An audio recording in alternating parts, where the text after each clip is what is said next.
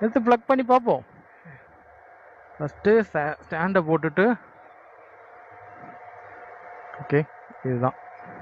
இப்போ நம்ம என்ன பண்ணோம், மோட்டரை ஆஃப் பண்ணணும். கொஞ்சம் நவுந்துக்கோல. மோட்டரை ஆஃப் பண்ணிட்டு இதை லாக் பண்ணணும். லாக் பண்ணிவிட்டு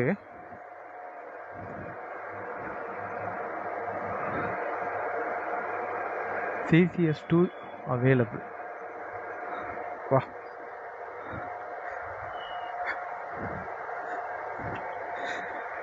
அப்புறம் இந்த கேபிளை எடுத்து இப்படி இப்படி சொருக வேண்டும். ப்ளக்டு இன்னுன்னு இங்கே காமிக்குது.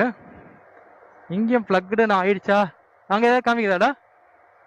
வேலெட்டில் 100 ரூபாய் இருக்குது. Your gun is plugged in successfully, you can start சார்ஜிங்னு போட்டிருக்கு.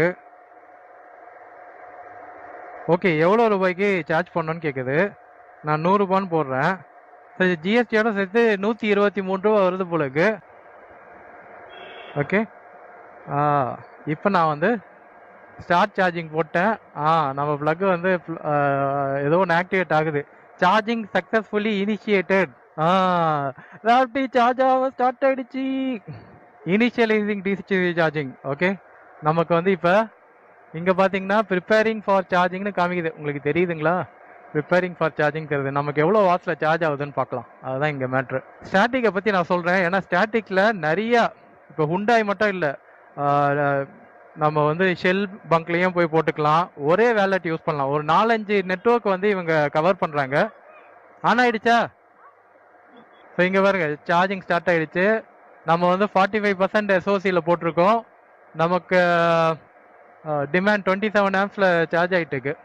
ஓகே, ஸோ எவ்வளோ வாட்ஸு இங்கே 0.01 வாட்ஸ் இது வரைக்கும் கன்சியூம் ஆகிருக்கு energy. Super, successfully started charging for this Raptee in Hyundai charging EV charging ஸ்டேஷனில் இருக்கோம். இங்கே பாருங்கள், போட்டு 11 மினிட்ஸ் தான் ஆகிருக்கு. அதுக்குள்ளாட்டியும் 1.2 கிலோவாட் எடுத்துருச்சு.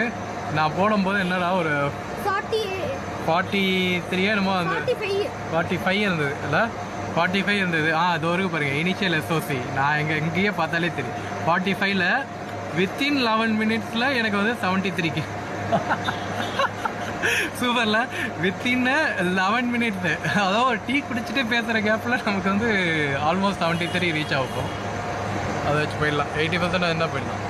எல்லாம் வந்து கேட்டுட்டு போகிறாங்க, என்னப்பா இது பைக்கு சார்ஜ் ஆகுதா, பைக் எப்போ சார்ஜ் ஆகுது அப்படின்னு சொல்லி. ஏன்னா நம்ம இந்தியாவிலேயே ஃபஸ்ட்டு நம்ம வந்து பைக் எடுத்துகிட்டு வந்து கார் சார்ஜிங் ஸ்டேஷனில் சார்ஜ் பண்ணிகிட்டு இருக்கோம். ஸோ இதுக்கு கண்டிப்பாக